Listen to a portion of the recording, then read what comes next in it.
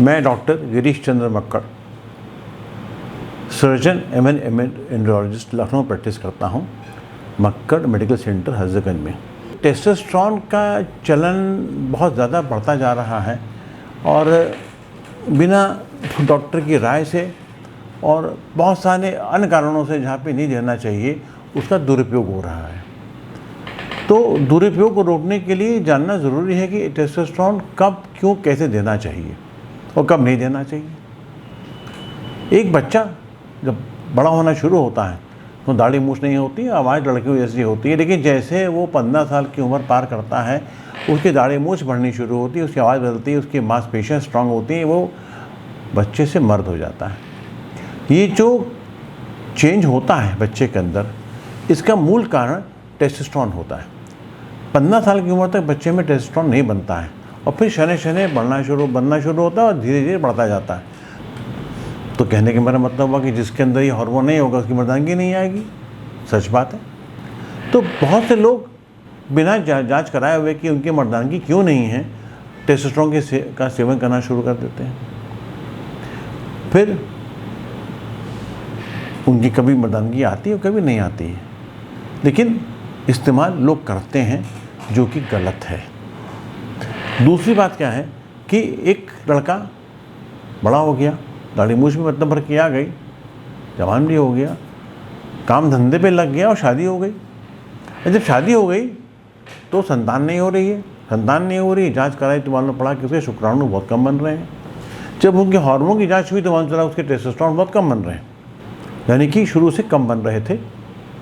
अब जब तक उसके अब टेस्टोस्टेरोन क्यों ज़रूरी है, मैंने पहले आपसे कहा ना कि जब बच्चा बड़ा होता है, जवान होता है, तो उसको टेस्टोस्टेरोन बनाता है। टेस्टोस्टेरोन बनता कहाँ से? टेस्टोस्टेरोन बनने की स्थान अंडकोश है। अंडकोश से टेस्टोस्टेरोन बनता है जो बाद में हमारे शरीर में फैल जाता है। तो अंडकोश में जब होता है जब ये, तो उसका काम क्या है? इसका काम है कि जो बीजे बड़े होकर शुक्राणु बनेंगे उनको बढ़ाना, यानी कि टेस्टोस्टेरोन से ही हमारे शुक्राणु बनते हैं जिससे कि संतान होती है। तो जब से टेस्टोस्टेरोन कम होता है तो आपके शुक्राणु नहीं बनेंगे तो संतान होने में दिक्कत होती है। तो दो समय ऐसे हैं जब आपको लगता है कि आपको टेस्टोस्टेरोन कम है और टेस्टोस्टेरोन मिलना चाहिए।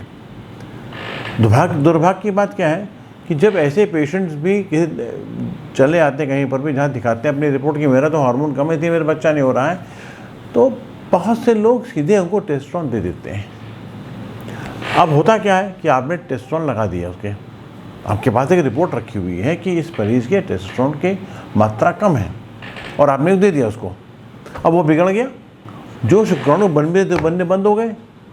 अब डॉक्टर कहते हैं इसने भी दिया, कहते मेरी भी क्या गलती है भाई? आपके पास एक रिपोर्ट है जो बोल रही है कि आपका हार्मोन कम है और मैंने आपको हार्मोन दिया।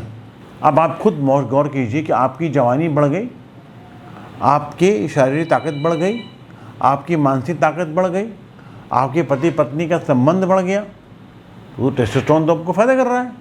अगर आप शुक्राणु नहीं बन रहे हैं तो उसमें मुझे नहीं मालूम। तो मैं आम जनता को जहाँ ले जा रहा हूँ वो कुछ क्लेरिफाई करना चाहता हूँ कि टेस्टोस्टेरोन जो हमारे खून में आता है वो अंडकोश से आता है। टेस्टोस्टेरोन बनने का स्थान अंडकोश है और अंडकोश में 50 गुना ज़्यादा टेस्टोस्टेरोन होता है बजाय कि ब्लड में। अंडकोश से ही लीक होके जब टेस्टोस्टेरोन खून में आता है तो बाकी क्रियाएं उससे होती हैं। बच्चा मर्द बनता है, बाप बनने को सक्षम होता है, मानसिक विकास होता है, शारीरिक विकास होता है और आनंद मिलता है।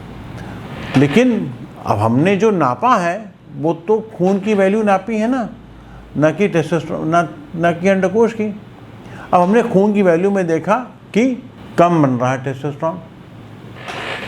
सारे लक्षण भी हैं मरीज़ के अंदर कि शुक्राणु भी कम है, कमज़ोर भी है, भूख भी कम लगती है, ताकत शारीरिक नहीं है, नींद भी ज़्यादा आती है। तो मैंने टेस्टोस्टेरोन दे दिया, मरीज़ ठीक भी हो गया। लेकिन हमने जो टेस्टोस्टेरोन दिया है वो जो पूरा किया है सिर्फ ब्लड में पूरा किया है। बाहर से दिया हुआ टेस्टोस्टेरोन किसी भी रूप में अंडकोश के अंदर नहीं जाता।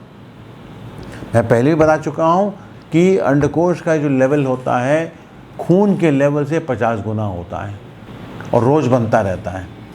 तो जब टेस्टोस्टेरोन हमारा गिरता है खून में तो अंडकोश और बनाता है। तो ये दोनों के अंदर अनुपात चला करता है। अंडकोश तब बनाएगा जब खून में कम होगा, खून में कम होगा अंडकोश बनाना शुरू कर देगा, जब बन जाएगा फिर कम हो जाएगा। तो ये एक साइकिल चलती रहती है। लेकिन जब तक टेस्टिस या अंडकोश के अंदर आपकी प्रचुर मात्रा में टेस्टोस्टेरोन नहीं होगा तब तक अंडकोश शुक्राणु नहीं बनाएगा। तो जो टेस्टोस्टेरोन के दो फंक्शन हो गए, एक अंडकोश के अंदर, एक अंडकोश के बाहर। जब हमने नापते हैं तो बाहर का टेस्टोस्टेरोन नापते हैं, अंडकोश के अंदर का नहीं नापते। अगर हम उसको रिप्लेस कर रहे हैं तो बाहर का कर रहे हैं। तो जो बाहर की फंक्शन हैं टेस्टोस्टेरोन के, जवानी, मर्दानगी वगैरह वगैरह, वो सब तो ठीक हो जाती हैं।